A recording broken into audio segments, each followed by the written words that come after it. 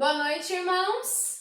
Bom, mesmo nós estamos um pouquinho distantes, um pouquinho separados do outro, com certeza nós estamos aqui para o mesmo propósito, que é adorar a Deus. Então, vamos louvar.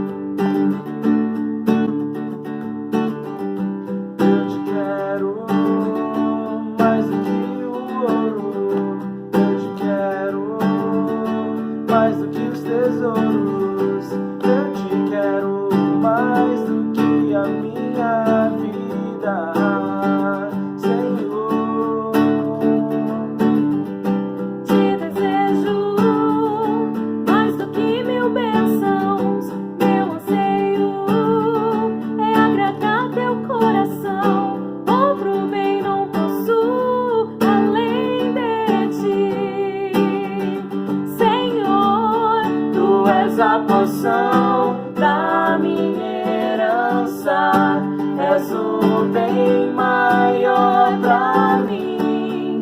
O meu coração não pode mais viver sem o teu grande amor.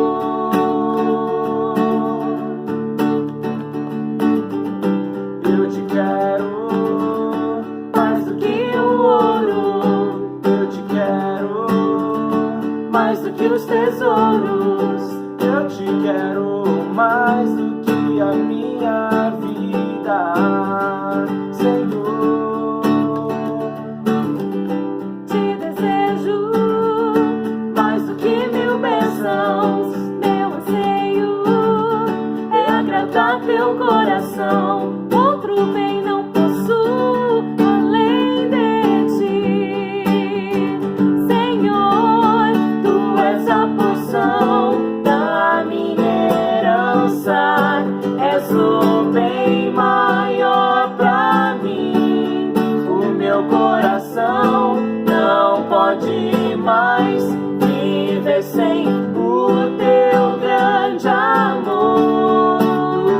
a porção da minha herança. És o bem maior pra mim. O meu coração não pode mais viver sem o teu grande amor.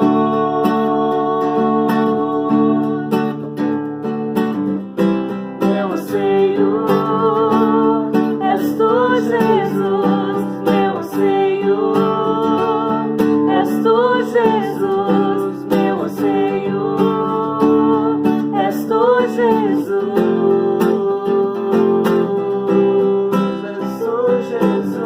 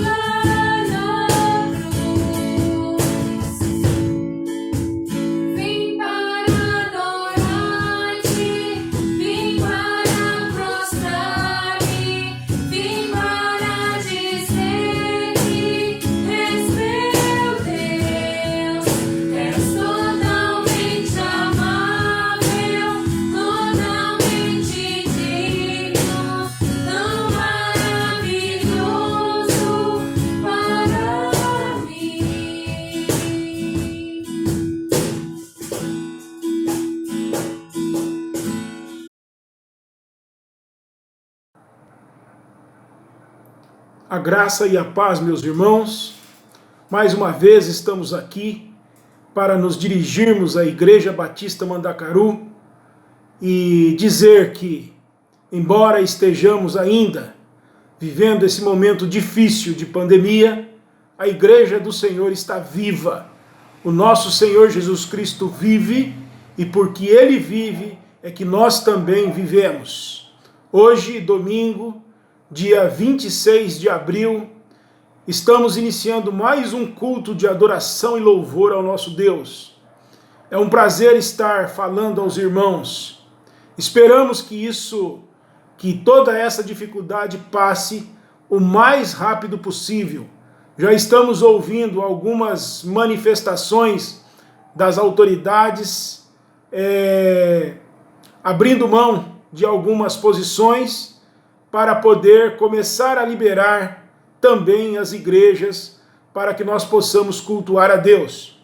Mas nós faremos isso com muita responsabilidade, preservando a vida de cada irmão e a saúde também de cada irmão.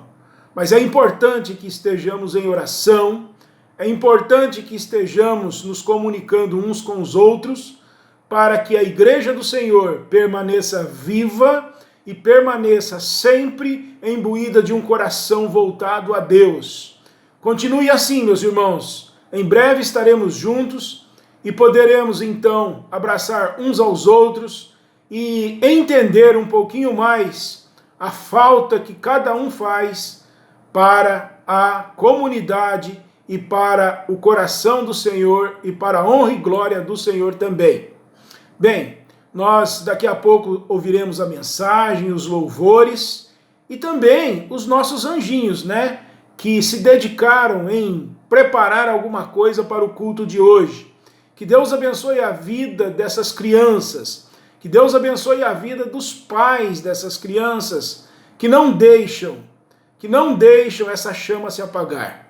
Isso é muito importante, manter essa comunhão também com as crianças, porque elas também sentem essa necessidade de estar junto, de estarmos juntos e podendo então celebrar, cultuar o nosso Deus. Estejam atentos, é muito importante para as crianças também participar desse momento. Oremos ao nosso Senhor para darmos início a esse culto. Querido e amado Deus, louvado seja o seu santo e precioso nome. Estamos aqui mais uma vez, Senhor, diante do altar do Senhor, para pedirmos a sua misericórdia, para pedirmos as suas bênçãos, para pedirmos, Senhor, que tu possas agir milagrosamente nesse momento em que o mundo está parado e o mundo está entendendo que só há saída no nome santo e precioso do Senhor Jesus Cristo.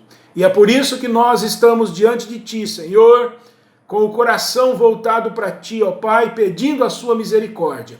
Abençoa cada um, abençoa-nos, Senhor, nesse culto, abençoa as pessoas que participarão desse culto, os cânticos, os louvores, a palavra, Deus, e que em breve possamos estar juntos para cultuarmos o seu santo e precioso nome. Receba, Senhor, esse culto com um aroma suave que sobe ao altar do Senhor. E é em teu nome que nós oramos agradecidos. Amém. Eu já passei por tanta dificuldade, por tanta luta e creio em Deus que essa também vão passar, porque Deus está acima de tudo. Olha, não está sendo fácil, mas eu confio em Deus que logo isso vai passar. Tenho muita saudade da igreja, dos irmãos, de ouvir a palavra, mas tenho que esperar até o dia que Deus quiser.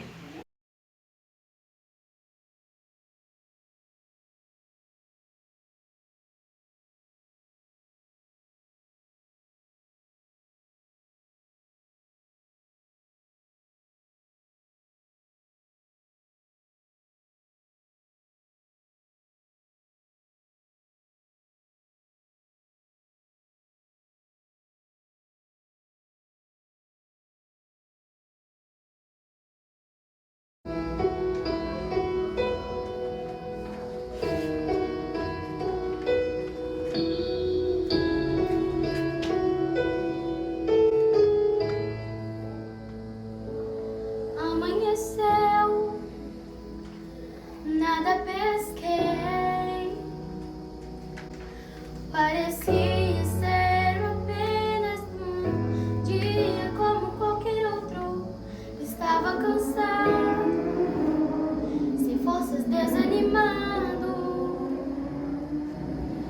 decidida a largar tudo e parar. Deus conhece tua estrutura, sabe o que está fazendo.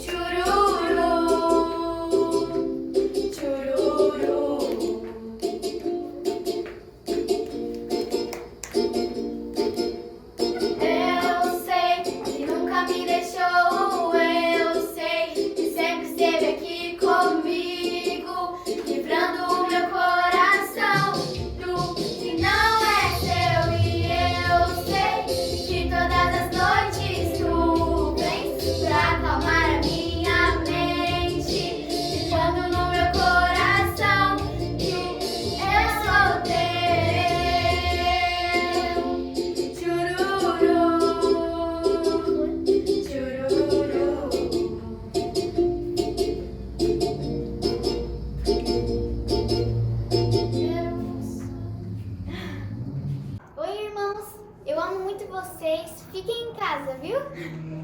Irmãos, a minha mensagem é que se nós temos fé e lermos a palavra de Deus e termos fé na palavra dele, tudo isso vai passar. Igreja, tenha ônibus, falta só mais um pouquinho. Igreja, tenha fé, que logo tudo isso vai passar. Ei, amém. Amém. Amados irmãos, neste momento de atenção que o mundo está vivendo, nós vamos, como ministro da Palavra de Deus, fazer uma oração intercessória para o mundo e para o momento que nós estamos vivendo. Portanto, nós vamos iniciar a oração. Oremos, irmãos. Nosso Deus, nosso Pai Celestial, nós sabemos que o Senhor é um Deus grande e poderoso. O Senhor sabe todas as coisas. O Senhor conhece, Senhor nosso Deus, os nossos corações. O Senhor conhece, Senhor nosso Deus, os nossos passos. O Senhor sabe todas as coisas. O Senhor sabe até quando cai a folha de uma árvore e o fio de cabelo da cabeça, o Senhor conhece e sabe todas as coisas. Portanto, nós temos certeza que o Senhor sabe muito mais do que nós, por tudo que está acontecendo, não somente em nosso país, mas no mundo inteiro, ó Pai. Essa epidemia que está invadindo o mundo, ó Pai. Mas, Senhor nosso Deus, nós cremos que o Senhor tem um propósito, o Senhor sabe todas as coisas. E no tempo determinado, o Senhor vai colocar um fim. E nós sabemos que o fim é para o melhor e não para o pior. Porque o Senhor sempre quer o melhor para o teu servo, para o seu povo, Pai. Ó Deus, nós te agradecemos, porque nós somos seus filhos. E porque o Senhor tem um propósito para a vida de cada um de nós. O Senhor tem um propósito, Senhor, para o teu povo. E o propósito do Senhor nós não conhecemos, mas o Senhor sabe todas as coisas. E assim como o Senhor é ciente de todas as coisas, o Senhor sabe também as necessidades de cada um de nós, dos teus servos, Senhor. Eu quero interceder agora, ó Deus, nessa oração, pelos membros da minha igreja, pelos meus irmãos, ó Pai, por aqueles que estão enfermos, ó Pai, alguns irmãos que foram envolvidos por este mal, por esta peste perniciosa, como diz no Salmo 91, mas o Senhor pode colocar um fim, Senhor, neste mal. O Senhor vem de encontro à vida de cada um, Senhor nosso Deus, e trazendo, Senhor nosso Deus, uma vitória, trazendo, Senhor, a bênção. Ó Pai, nós temos nas nossas mãos agora uma lista com vários nomes de irmãos, Senhor nosso Deus, com várias necessidades, Senhor, de cura de enfermidade, também necessidades, Senhor, que nós não conhecemos, mas o Senhor sabe todas as coisas, e sabe, Senhor, o nome e a necessidade de cada um desses irmãos que estão impressos aqui nesta lista que temos em nossas mãos. Portanto, nós colocamos, Senhor, sob os teus cuidados essas vidas. Nós queremos também orar nesse momento, ó Pai, sobre os profissionais de saúde, ó Pai, que estão cuidando das pessoas enfermas nos hospitais, Senhor nosso Deus, não somente aqui no nosso país, mas em toda parte do mundo, principalmente, ó Pai, os médicos, Senhor nosso Deus, que tem grande responsabilidade, e aqueles também, ó Pai, que têm o conhecimento da Tua Palavra e fazem parte deste grupo, ó Pai, Senhor, esteja guardando e dando a eles, Senhor, oportunidade de testemunhar da Tua Palavra, ó Pai. Nós oramos, Senhor, confiantemente no Teu poder, na Tua glória, ó Pai.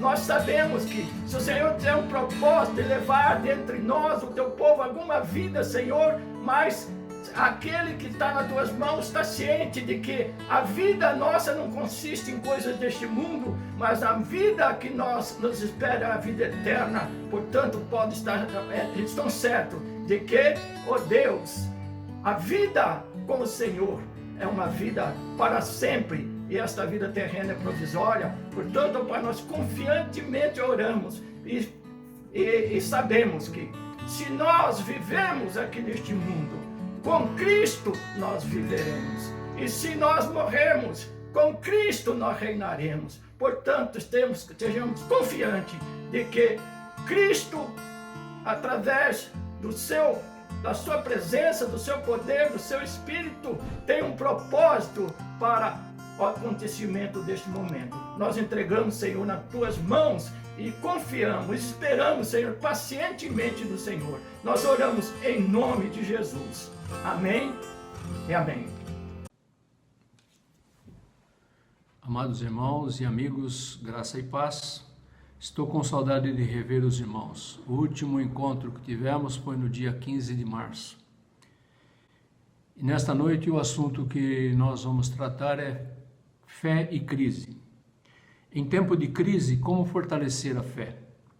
O texto encontra-se em Abacuque, capítulo 3, versos 16 a 19. O tema é o fortalecimento da fé em tempos de crise. Veja o que diz a palavra do Senhor. Ouvi-o e o meu íntimo se comoveu. À sua voz tremeram os meus lábios. Entrou a podridão nos meus ossos e os joelhos me vacilaram. Pois em silêncio devo esperar o dia da angústia, que virá contra o povo que nos acomete.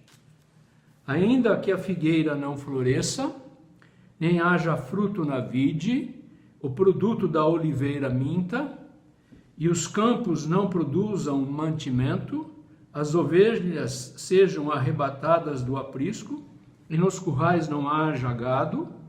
Todavia eu me alegro no Senhor, exulto no Deus da minha salvação. O Senhor Deus é a minha fortaleza, e faz os meus pés como os da corça, e me faz andar altaneiramente. O livro de Abacuque é um livro muito atual. Tem aplicação para o momento que nós vivemos. Abacuque foi contemporâneo de Jeremias e Sofonias. Ele viveu aproximadamente no século 7 a.C. Vejam o que diz em Abacuque capítulo 1, versos 1 a 4. Sentença revelada ao profeta Abacuque. Até quando, Senhor, clamarei eu, e tu não me escutarás?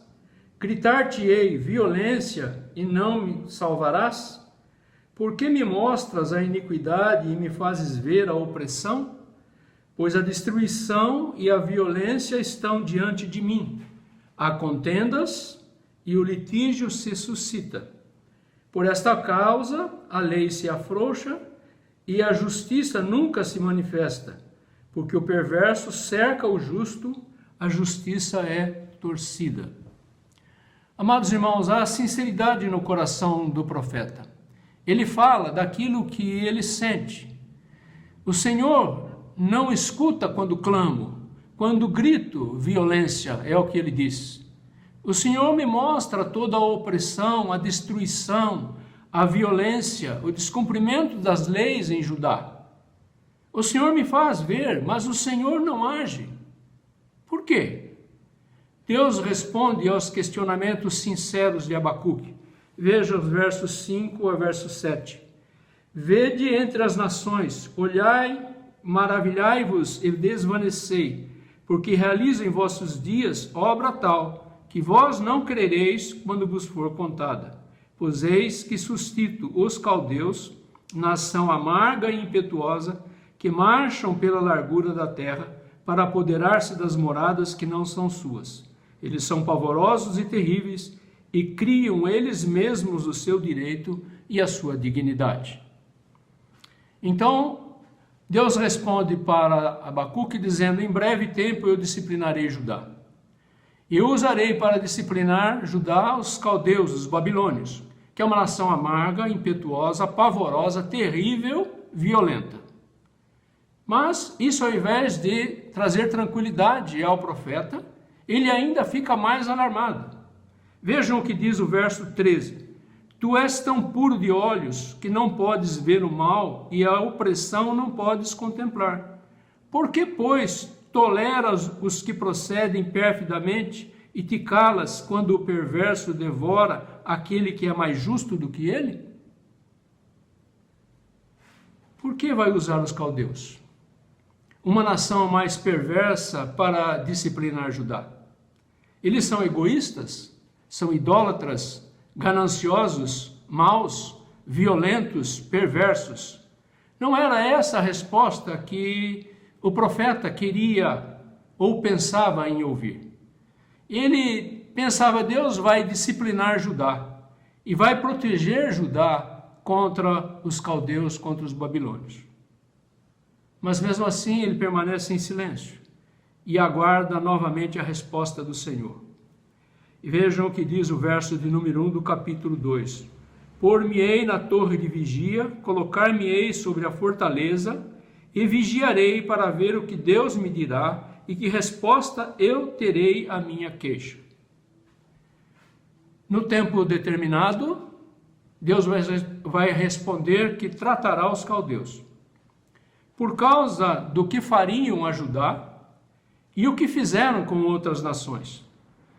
E aí Deus diz que há 5 razões, pelo menos, para proceder dessa forma.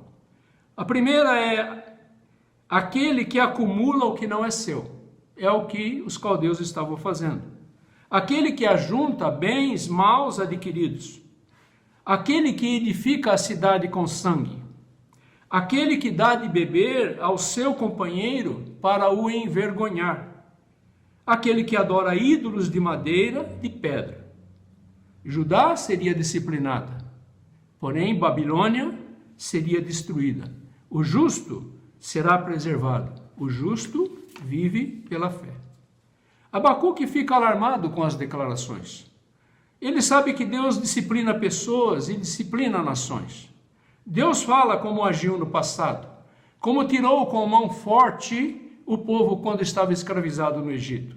Ele demonstra o seu poder. Ele, inclusive, esse poder é sobre a própria natureza e como utiliza a natureza para salvar o seu povo, a quem ele chama o seu povo de ungido. Veja o que diz Abacuque, capítulo 3, verso 13. Tu sais para salvamento do teu povo, para salvar o teu ungido. Feres o telhado da casa do perverso e lhe descobres de todo o fundamento. Então, meus irmãos, nós percebemos aqui que Deus, na verdade, protege o seu povo. Nós somos o povo de Deus hoje. A igreja comprada pelo sangue de Cristo Jesus. Nós somos o povo de propriedade exclusiva de Deus. E nós vivemos hoje no nosso país uma crise que não é diferente dos dias de Abacuque.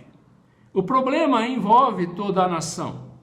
A opressão do pobre, a decadência moral e espiritual do povo de Deus, a idolatria, a justiça é manipulada por aqueles que detêm o poder político e econômico, a contenda, a violência, os homens corruptos exploram os trabalhadores, as autoridades não se entendem. Já tínhamos visto um alto índice de desempregados, subempregados, pessoas vivendo de bico de pequenos serviços. A pandemia, o coronavírus, a Covid-19 acentuou o problema. Temos ainda mais redução de empregos, redução de jornada de trabalho, demissões, insegurança. Empresas fecham suas portas, endividadas, outras lutam para sobreviver. Mas os mais pobres são os que mais sofrem. Boa parte das empresas, das pessoas, pensam egoisticamente em si próprio ou em alguns. São ricos, milionários, bilionários que concentram a renda da nação. A palavra de Deus diz que Deus condena as riquezas mal adquiridas e mal empregadas. Veja o que diz Tiago no capítulo 5, verso 1, 5 e 6. Atentai agora, ricos, chorai lamentando por causa das vossas desventuras que virão. Tendes vivido regaladamente sobre a terra, tendes vivido nos prazeres, tendes matado e condenado o justo, sem que ele os faça resistência. A Bíblia não condena a riqueza, condena o amor ao dinheiro, a falsa segurança, amor ao poder, desprezo aos menos favorecidos. Deus disciplina pessoas, Deus disciplina nações. É tempo, meu irmão, de generosidade. É tempo de olhar para o próximo. É tempo de crise. É tempo de exercitar a fé. O justo viverá pela fé. Pensando nisso, quero ter algumas proposições a respeito do texto que nós lemos. O primeiro é o impacto da crise na vida emocional. Veja o que diz Abacuque, capítulo 3, verso 16. Ouvi-o, e o meu íntimo se comoveu. À sua voz tremeram os meus lábios.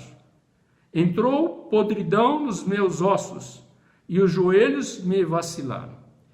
Pois em silêncio devo esperar o dia da angústia que virá contra o povo que nos acomete. Seu íntimo, diz o profeta, seu íntimo se comoveu, tremeram os seus lábios, entrou a podridão nos seus ossos, os joelhos vacilaram. É como se ele dissesse, mexeu com as minhas emoções, e as minhas emoções se manifestaram no meu corpo. As emoções ficaram à flor da pele. Me assustei, fiquei sem chão, perdi as forças, fraquejei, quase não consegui ficar em pé. Essa é a situação que muitas vezes nós sentimos em uma questão emocional que atinge o nosso corpo físico. Na crise que vivemos, talvez você enfrente alguma situação adversa por causa da pandemia, das consequências econômicas, redução de salário, talvez você tenha sido demitido da empresa ou tenha recebido alguma outra notícia desagradável. E você pergunta: o que faço agora? Como manter a minha família? Se você é empresário, não tem capital de giro, não tem recursos para manter os empregados, tem medo do endividamento, você também deve estar perguntando: o que faço agora? Como manter os empregados, a empresa, a família? Isso pode mexer ou vai mexer com as suas emoções, com o seu físico. Então eu quero sugerir a você duas coisas. Primeiro, faça a oração. A palavra de Deus diz que Deus ouve a oração. Salmo 40, verso 1 diz: esperei confiantemente pelo Senhor, Ele se inclinou para mim e me ouviu quando clamei por socorro. O segundo é que nós precisamos entender é que Deus é quem supre as nossas necessidades. Filipenses 4,19 diz: e o meu Deus, segundo a sua riqueza em glória, há de suprir em Cristo Jesus cada uma das suas necessidades. Uma segunda situação que o profeta nos coloca também é que nós devemos esperar no Senhor. Veja o que diz em Lamentações 3, versos 24 a 26. A minha porção é o Senhor, portanto esperarei nele. Bom é o Senhor para os que esperam por ele, para a alma que o busca. Bom é aguardar a salvação do Senhor, e isso em silêncio. Talvez o dia da angústia não chegou para você. E eu espero, meu irmão, que não chegue. Nesse caso, abra o seu coração, abra o seu bolso, ajude quem está em dificuldade. Olhe para o passado, lembre-se de como Deus cuidou de vocês. O que Ele fez por você, como te abençoou. Portanto, meu irmão, seja generoso, seja grato a Deus. Você que está em dificuldade, não se constranja, aceite a ajuda. A palavra de Deus diz lá em 2 Coríntios, capítulo 9, verso 10, ora, aquele que dá semente ao que semeia e pão para alimento, também suprirá e aumentará a vossa sementeira e multiplicará os frutos de justiça. Você não está desamparado. Veja o que diz a palavra de Deus ainda no Salmo 37, verso 25. Fui moço e agora já sou velho, porém jamais vi o justo desamparado, nem a sua descendência mendigar o pão. Ore, espere no Senhor, o justo vive pela fé. Uma segunda proposição é que o impacto da crise na vida física. Abacuque 3,17. Veja o que diz o texto. Ainda que a figueira não floresça, nem haja fruto na vide, o produto da oliveira minta, e os campos não produzam mantimento, as ovelhas sejam arrebatadas do aprisco, e nos currais não haja gado. Até aqui.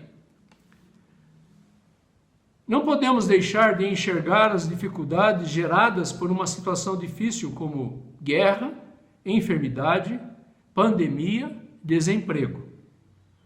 Essas situações impedem o nosso desenvolvimento normal da nossa vida. Abacuque vê, por causa da guerra, ele enxerga as consequências. O pastor Isaltino Gomes Filho diz que no livro Abacuque, nosso contemporâneo, que há beleza e força nesse texto, num momento de crise inigualável. Ainda que a figueira não floresça, nem haja fruto na vide, significa não haverá figos, não haverá uvas, não haverá vinho, nem uvas passas. Ele diz ainda que o produto da oliveira minta, ou seja, não tem azeitona e nem tampouco azeite. Os campos não produzam mantimento, ou seja, não produzam trigo e outros alimentos. As ovelhas sejam arrebatadas do aprisco, exterminadas, portanto não haverá carne. E nos currais não haja gado, portanto não haverá leite. O resultado disso tudo, meus irmãos, é a fome. A fome é um adversário a vencer. Nós, porém, podemos afirmar que nessa crise que vivemos, na pandemia política, econômica, social, uma certeza nós temos: não faltará o alimento para o corpo físico e para o corpo espiritual. Nós apoiaremos uns aos outros. A palavra de Deus diz em Provérbios 19, capítulo 19, verso 17: quem se compadece do pobre ou do necessitado, ao Senhor empresta, e este lhe paga o benefício. Se você contribuir, se você for generoso, a palavra de Deus diz que Deus vai abençoar você.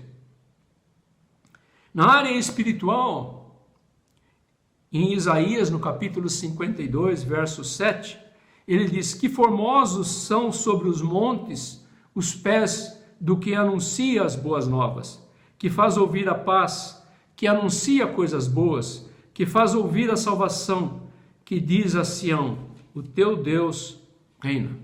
Irmãos, vivamos pela fé. O justo vive pela fé. Uma terceira proposição é que o impacto da crise na vida espiritual. Veja o que diz o verso 18 de Abacuque, capítulo 3. Todavia eu me alegro no Senhor, exulto no Deus da minha salvação. Abacuque não se desespera, não se sente enfraquecido. Ele não lamenta, não diz: ó céus, ó noite, ó dia, ó azar. Há aqui, meus irmãos, um contraste entre a dificuldade e a alegria. Diante da dificuldade, você pode chorar, lamentar por breve tempo. Mas a ação que você tem que ter é de orar, jejuar e esperar no Senhor. Veja o exemplo de Neemias. Ele diz assim em Neemias capítulo 1, verso 4: tendo eu ouvido estas palavras. Quais palavras? Os que não foram levados para o exílio estão em grande miséria. Os muros de Jerusalém estão derrubados, as portas estão queimadas. Então, tendo eu ouvido estas palavras, assentei-me e chorei e lamentei por alguns dias, e estive orando e jejuando perante o Deus dos céus. Os crentes vivem no mundo e sabem que as sociedades humanas não são justas, porque são influenciadas pelo pecado. 1 João, capítulo 5, verso 19, diz: sabemos que somos de Deus e que o mundo jaz no maligno.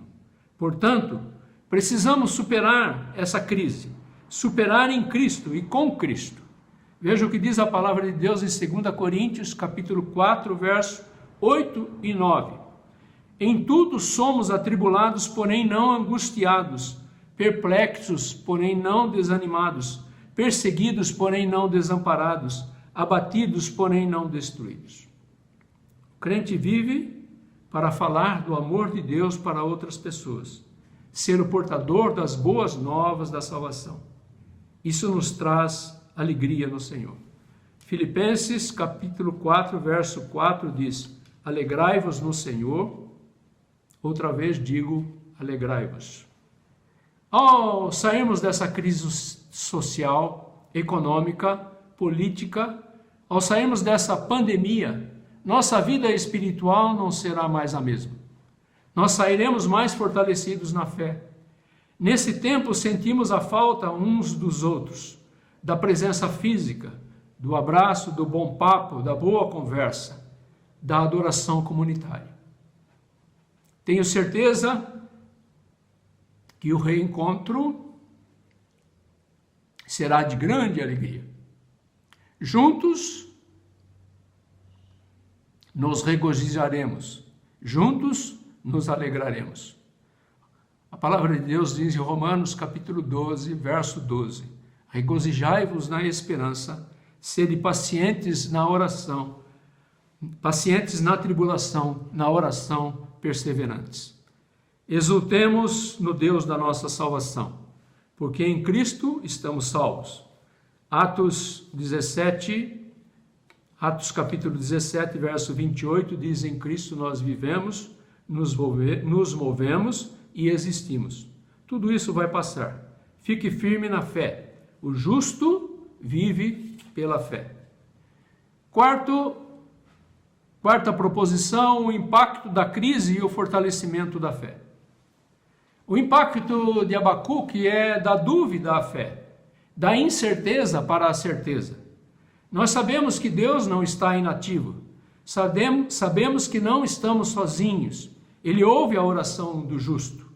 Salmo 18, verso 33 diz: Ele deu aos meus pés a ligeireza das corças e me firmou nas alturas. A corça, o veado selvagem, ele sobe para as montanhas, onde os caçadores não podem alcançá-los. O crente, na crise, fortalece a sua fé. Como diz o profeta Isaías, sobe com asas como de águias. Veja o que diz o Salmo 27, verso 1. O Senhor é a minha luz e a minha salvação. De quem terei medo? O Senhor é a fortaleza da minha vida. A quem temerei? Firmado no Senhor, o cristão não tem medo da crise, ele enfrenta a crise. Exaltino Gomes Filho cita no seu livro Abacuque, nosso contemporâneo, uma frase de Ralph Early, que diz assim: as paisagens mais elevadas esperam pelos que desejam escalar o cume das montanhas. Muitas pessoas se satisfazem em viver nos pântanos enlameados da incredulidade, desprezando o ar puríssimo das montanhas que nos convidam a terrenos mais elevados. Profeta Oséias, no capítulo 6, verso 3, diz: conheçamos e prossigamos em conhecer ao Senhor. Como a alva, a sua vinda é certa, e ele descerá sobre nós como chuva seródia que rega a terra. Na crise, ore. O justo vive pela fé. Quero concluir essa breve meditação dizendo: nas crises que vivemos, social, econômica, política, da pandemia, podem ou trazem algumas consequências para a nossa vida que atingem o nosso homem integral, corpo, alma e espírito. Podem atingir a vida emocional, nossa alma. Podem atingir a nossa vida física, o corpo. Podem atingir a nossa vida espiritual, o nosso espírito. Mas há um Deus em Cristo que está perto de nós, como diz Jeremias no capítulo 23, verso 23. Acaso sou Deus apenas de perto, diz o Senhor, e não também de longe? Portanto, meu irmão, essas crises vão passar. Ore, confie, espere no Senhor. O justo vive pela fé. Deus te abençoe, Deus abençoe a tua família, Deus te fortaleça nessa crise, Deus te livre do Covid-19. Forte abraço.